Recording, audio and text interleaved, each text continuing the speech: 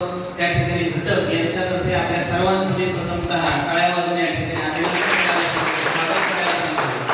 आजच्या कार्यक्रमासाठी उपस्थित असणारे तालुक्याचे जे त्या ठिकाणी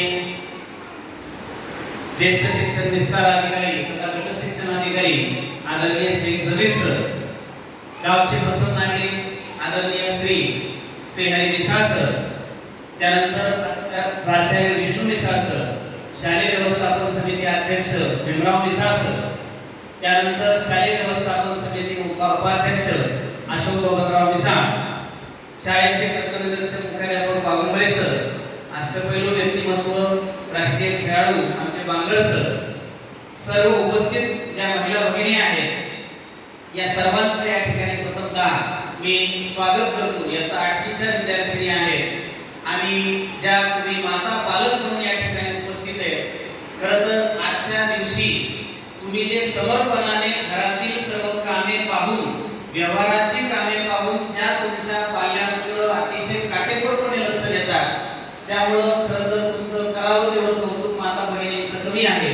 आजच्या जागतिक महिला दिन ही कृतज्ञता आणि तुमचा जो समर्पण भाव आहे, घरातील प्रत्येक सदस्याबद्दल अत्यंत कठोर परिश्रम तुम्ही करता, तुमच्या पाल्यांना, तुमच्या मुलांना, मुलींना तुम्ही घडवता, घरातील सगळा चोख बंदोबस्त तुमचा जो असतो, मग तुमचं जे काही त्या ठिकाणी खानपान असेल, पोषण असेल, त्या मुलांच्या आहाराकडे लक्ष असेल, घरातला टापटीपणा, घरातली स्वच्छता असेल, याच्यासाठी तुम्ही अतिशय समर्पण भावनेने काम करता. त्याबद्दल एक कृतज्ञता म्हणून त्या ठिकाणी व्यक्त करण्याचा दिवस आहे. अमेरिकेमध्ये 8 मार्चच्या दिवशी एक मोठा उठाव झाला होता. ज्या उठावामध्ये कामगार महिला ज्या आहेत, दृष्टिकोनातून महिलांनी संघटित होऊन एक मोठा उठाव केला आणि तो दिवस 8 मार्च जो आहे तो आपण जागतिक महिला दिन म्हणून साजरा करतो. तुमच्या जे हक्क आहेत, तुम्ही तर कर्तव्याला जागृत आहात.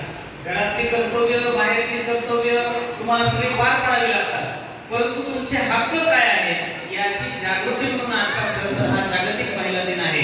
आजच्या या कार्यक्रमासाठी उपस्थित असणारे गावचे प्रथम नागरिक आदरणीय श्री हरी मिसाळ सर, मी या ठिकाणी उपाध्यक्ष अशोकराव मिसाळ यांना विनंती करतो की त्यांनी सरपंच श्री हरी